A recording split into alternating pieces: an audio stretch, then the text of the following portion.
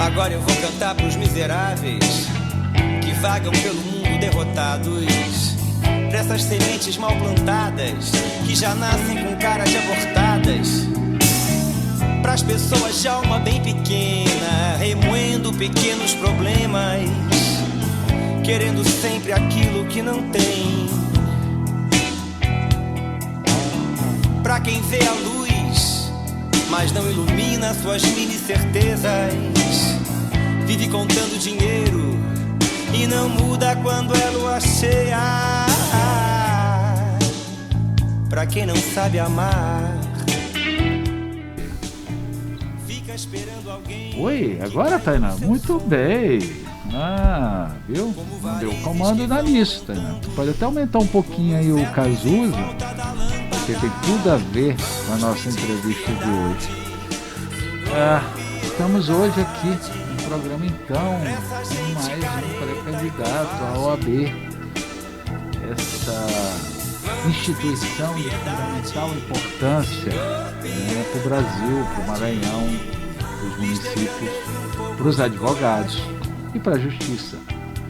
E justiça em todos os sentidos, como também a justiça social.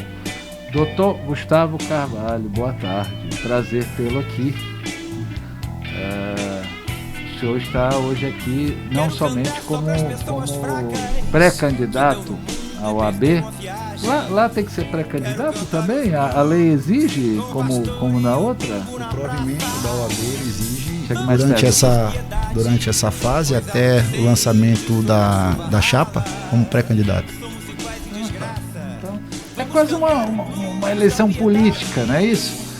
Mas, doutor, eu queria que o senhor falasse inicialmente, né, sobre a sua plataforma para os advogados e depois nós entrarmos nas questões em que nos aflige da perda, né, do nome da OAB em relação a muitos sentidos desse país, desse estado.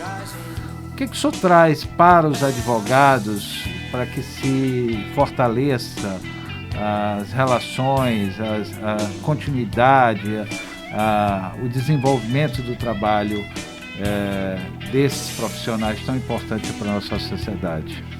Bom, Felipe, boa tarde, obrigado pelo convite, obrigado por estar aqui na tua presença. Eu já te conheço, além de ser um grande amigo. Deixa eu deixar bem claro aqui, porque a gente é muito explícito com as coisas. O Gustavo é meu vizinho há muitos e muitos e muitos anos. Eu conheço o Gustavo, conheço a família, até para não ficar nenhuma dúvida, dizer assim, está favorecendo, não está favorecendo, como também todos os outros pré-candidatos que vieram, nós os conhecemos. É verdade que o Gustavo, eu já o conheço há muito mais anos, né? E hoje está até o filho dele aqui, o Gustavinho, que a gente viu nascer. E que isso é muito bom, porque a gente pode fazer uma leitura mais ampla do comportamento do candidato. Doutor. Bom, Felipe, eu fiz parte da atual gestão da OAB, onde em 2016 eu ocupei o cargo de conselheiro estadual e 2016 a 2018. Em 2017 eu ocupei a presidência estadual da Comissão de Prerrogativas, que aqui eu reputo ser uma das comissões essenciais para o advogado e para a sociedade, assim como a de direitos humanos, sem o menor demérito nas outras comissões. Mas por esse trabalho que nós fizemos no Conselho Estadual e na Comissão de Prerrogativas, esse legado deixado na Comissão de Prerrogativas, a partir de 2019, eu fui procurado por um grupo de 10 advogados no meu escritório para que a gente montasse um grupo para disputar as eleições desse ano. E lá atrás nós tínhamos uma ideia fixa na cabeça que nós queríamos, e nós queremos, acima de tudo, resgatar a dignidade da advocacia, ter em mente como norte, porto e farol, a valorização do advogado e da advogada.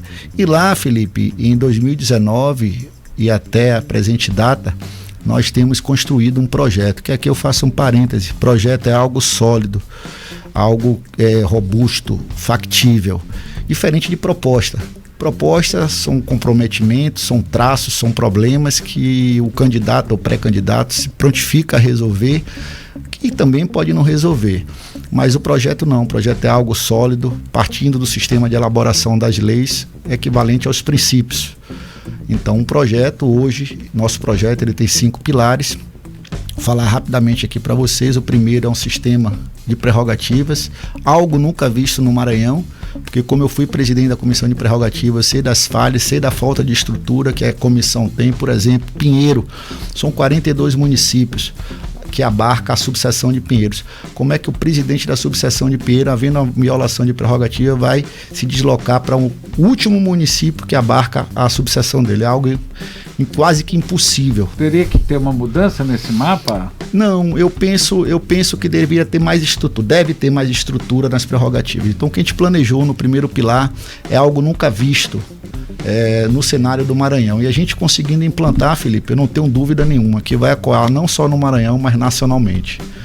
O segundo pilar do nosso projeto é a geração de demandas para os advogados. No ano passado, pandemia, esse ano ainda continua a pandemia. Muitos advogados entregaram seus escritórios, foram morar nas casas com pais, filhos, porque não conseguiram mais pagar as contas. Então nós criamos um projeto sólido em parceria com o Poder Legislativo e a iniciativa privada para gerar demanda para os advogados. Tenho conversado até com o Dr. Rodrigo Maia. Nós fomos conversar com ele para viabilizar uma dotação, uma dotação orçamentária para pagar aqueles advogados que trabalharam em processos públicos, aqueles advogados da ativa.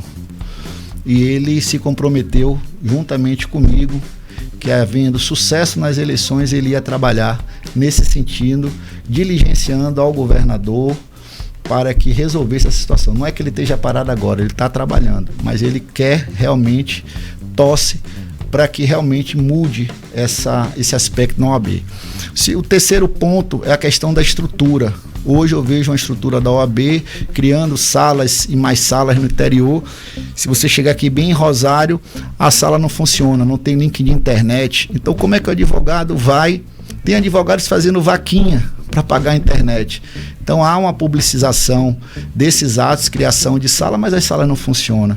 Trazendo isso como semelhança, é o que nem um pai cria o filho, põe o filho no mundo e não cria. Doutor, me diga só uma coisa aqui, duas coisas que, enquanto o senhor não explana toda a sua plataforma. Primeiro, existe um piso salarial, porque eu conheço advogados que estão ganhando aí R$2.000, R$2.000 e poucos reais, eu fico impressionado com isso, entendeu? Porque causas é o que não falta, né? Aquele tribunal é uma verdadeira loucura de processos e tudo mais. E quanto é hoje que a OAB recolhe anualmente no Maranhão? O senhor tem ideia? Não tenho ideia, não tenho ideia de quanto é que a OAB recolhe, até porque o portal de transparência ele não é claro, a gente não tem ideia da receita e da despesa da OAB. Não, mas como assim? O portal de transparência da OAB, a gente não tem uma ideia fidedigna do que entra e do que sai. Mas ele pode ser fiscalizado pelo Ministério Público? Não pode, porque o STF entende que o STU, a OAB, é a única entidade sui generis que não presta contas ao TCU. Todas as entidades de classe prestam, menos a OAB. Como assim, doutor? Exato. É entendimento do STF. E respondendo sua pergunta sobre piso salarial, foi proposta do atual presidente em 2015, que a tabela de honorários da OAB, certo, que é uma referência, iria ser atualizada anualmente. A última atualização, a última e única que nós tivemos foi em 2018. Ou seja, uma consulta, salvo engano, é R$200, R$250, está totalmente desatualizada. Aqui eu faço um parêntese. Como é que surge essa tabela de honorários? É chamado um contador do Conselho Federal de Contabilidade, o estadual, é ouvida todas as comissões, feito um estudo do PIB, do levantamento de alvará, e ali é tirada uma média para cada ato processual que consta na tabela. Agora, para ser vinculante, tem que se tornar proposta de lei e tornar lei.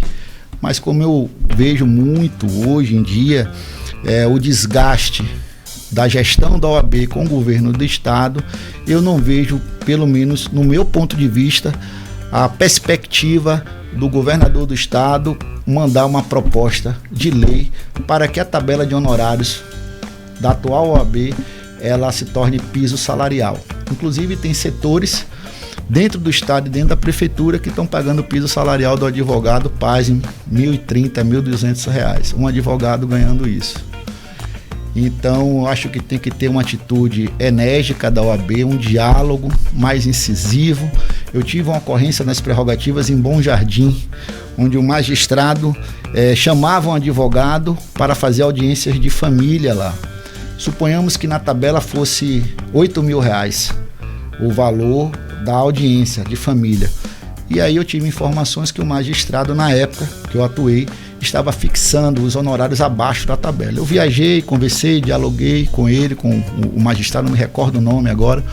Ele disse: Gustavo, mas a tabela não é lei. Eu disse: não é lei, mas o STJ entende que é uma referência e deve ser aplicada. Longe da advocacia entrar na seara da magistratura. Agora, doutor, com todo respeito... O interessante é que as tabelas de custas absurdas, doutor, do Tribunal de Justiça, que é escandaloso os preços que são cobrados, né? Aí é lei. Aí porque tem a lei do FEG, o Fundo de Reaparelhamento do Poder Judiciário, coisa que a tabela da OAB não tem, situação que a tabela da OAB não tem. Então precisa de um diálogo, precisa de uma aproximação, uma sinalização mais com o Poder Judiciário, com a Assembleia Legislativa, para que crie o projeto de lei seja piso salarial.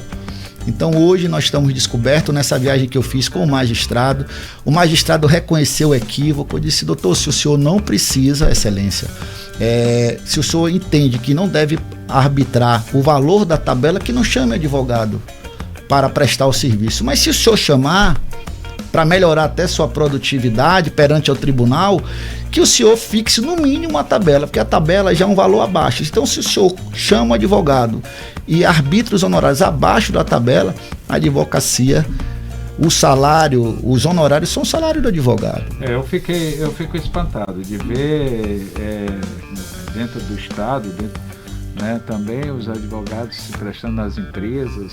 Eu acho que isso é uma plataforma, isso é uma bandeira que tem que ser trabalhada, porque eu vejo até no jornalismo, né, que ninguém respeita quase, a não ser os grandes veículos, mas tirando isso, o pessoal tá descoberto, e não é nem por culpa do sindicato, porque o sindicato até tenta, mas se não há uma pressão, não há uma conscientização, é muito difícil, né, doutor? Felipe, eu faço aqui uma observação. Hoje, os maiores empregadores dos advogados são os bancos.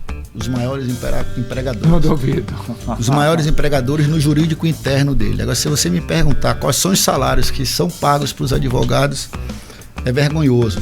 Então, nesse sentido, precisa de uma atuação da OAB nacional, estadual, para chegar junto à FEBRABRAN e pedir a ela que pelo menos aplique a tabela, porque honorário abaixo da tabela, a gente entende que são honorários alvitantes.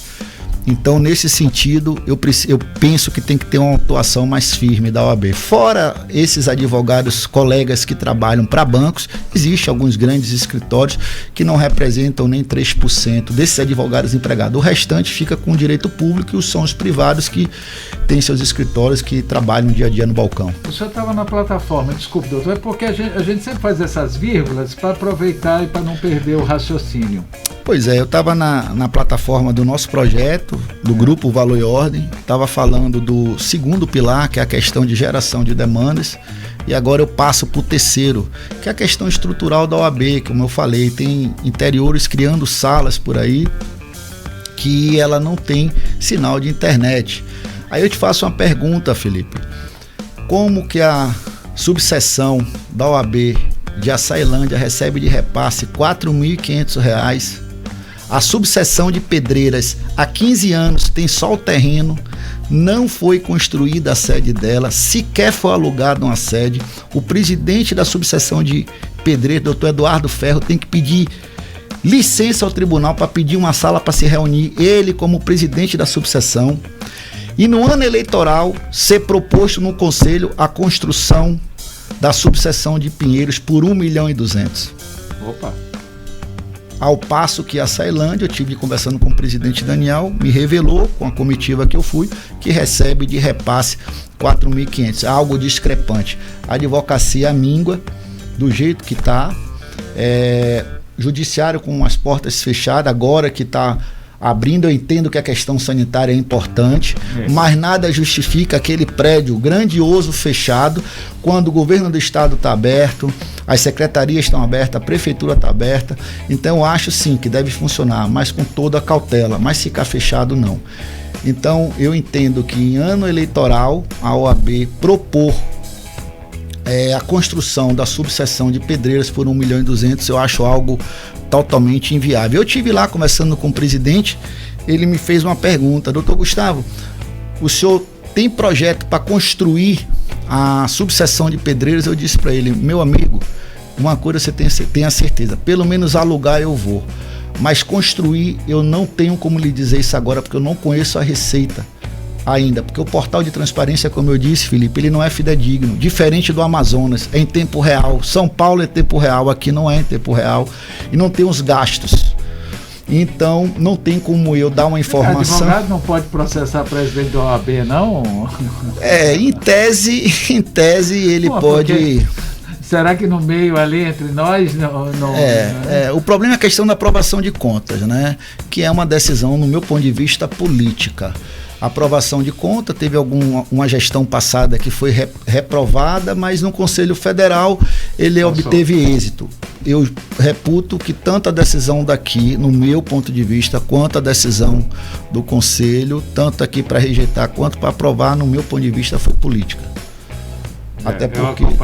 Até porque a OAB ela não é uma entidade sui generis, ela não está adstrito a uma auditoria do TCU. Se fosse feita a auditoria, aí sim a gente iria ver coisa.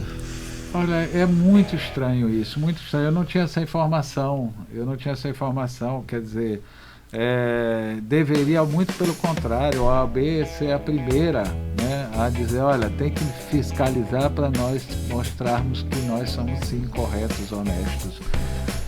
Qual seria outro item, doutor? Nós estamos quase chegando ao final. Falei a questão da estrutura interna e externa, e o quarto pilar, que é a questão do diálogo antecipado com todos os poderes, Felipe. Hoje eu vejo a OAB afastada, o governo do estado chama o presidente do tribunal, convoca a defensoria, convoca a procuradoria de justiça e não convoca a OAB para matérias importantes, pandemia, lockdown, etc. Nem para festa mais, doutor. Nem para festa, nem solenidade. Então eu vejo que esse afastamento se deu à falta de diálogo, né? A falta de diálogo da gestão. Nós não estamos mais no século XVIII, e sim no século XXI, que esse diálogo tem que ser constante e antecipado. O quinto e último pilar nosso, que eu tenho viajado esse Maranhão todo, tenho recebido diversas reclamações que a OAB só aparece em Carnaval, São João, Festa do Advogado, que é 11 de agosto, e período eleitoral. E o joguinho de futebol. E jogo de futebol, que no interior não são todas as subseções que tem. Então o nosso projeto é criar... Vocês são os pernas de pau, viu? Eu já assisti uns jogos de vocês.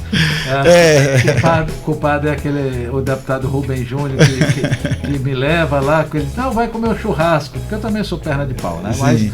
Mas não dá, doutor, não dá.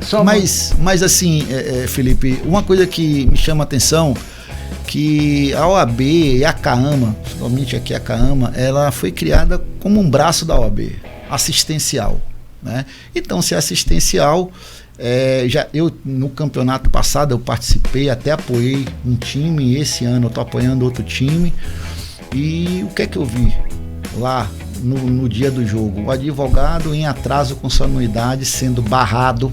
Sério? No campeonato da CAAMA. Eu soube dessa história. Barrado. Penso eu, tá devendo cobre, mas não justifica.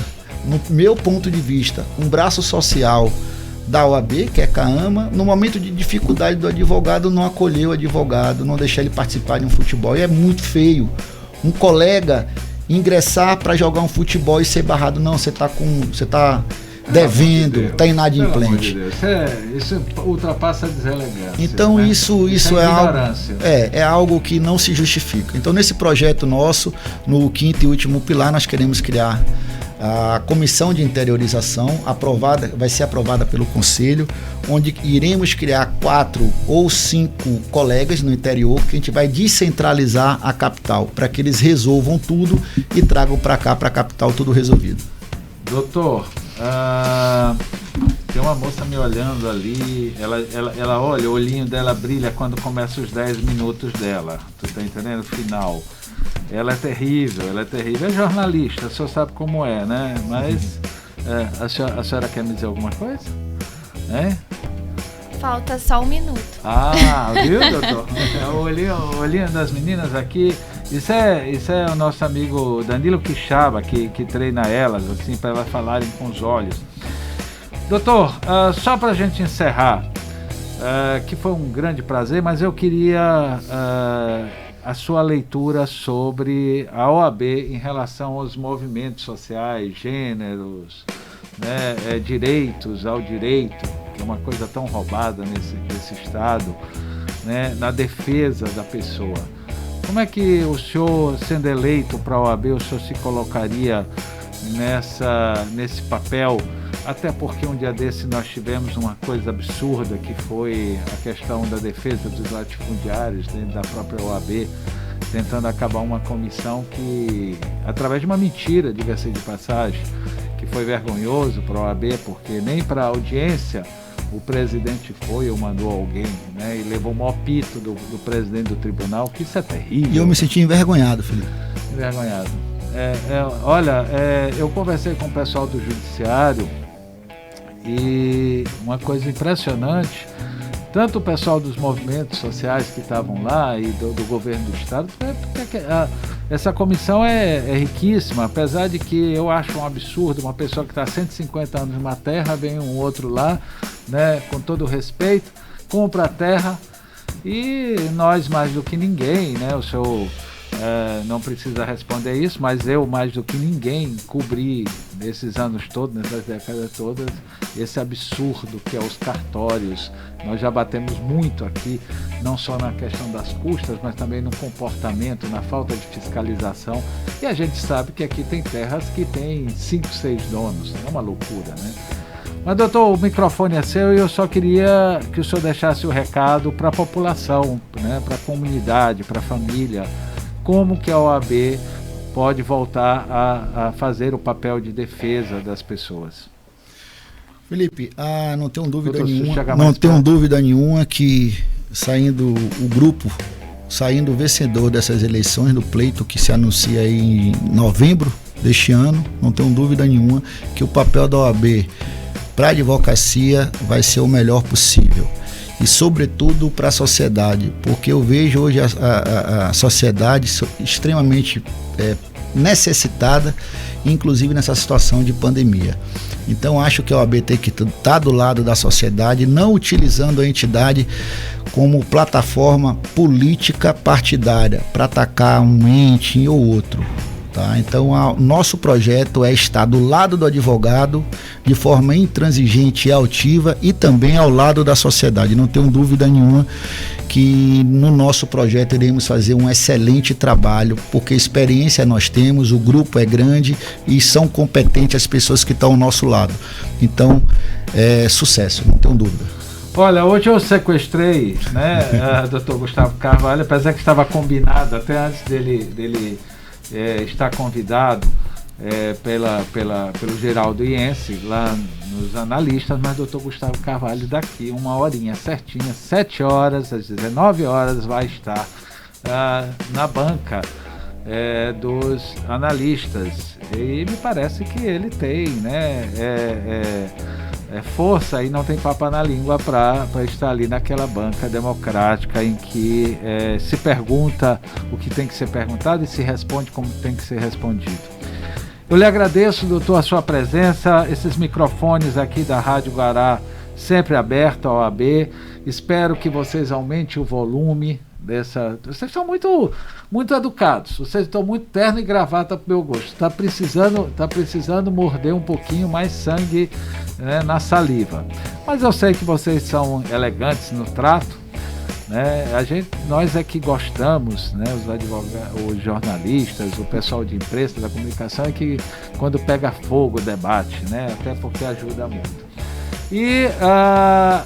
Mas está aqui aberto, né? Nós estamos trazendo todos os candidatos, né, por igualdade, para que possam falar. Lembrando a você que o Felipe fala, mas o clã assina. Hoje nós vamos terminar, né, com Belchior, a Divina Comédia Humana, que tem tudo a ver com o que está acontecendo com o nosso país, que infelizmente, doutor, nunca se teve tão rico na comédia humana como está a comédia desse país. O nosso país, infelizmente, com esses dirigentes em todos os setores, inclusive de classe, está uma comédia humana.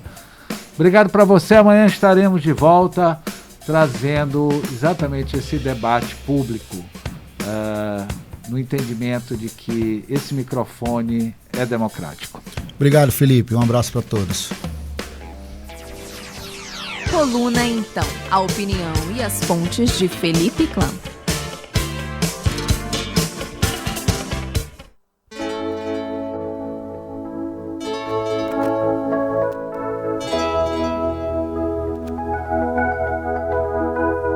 Estava mais angustiado que um goleiro na hora do gol, quando você entrou em mim, como um sol num quintal. Aí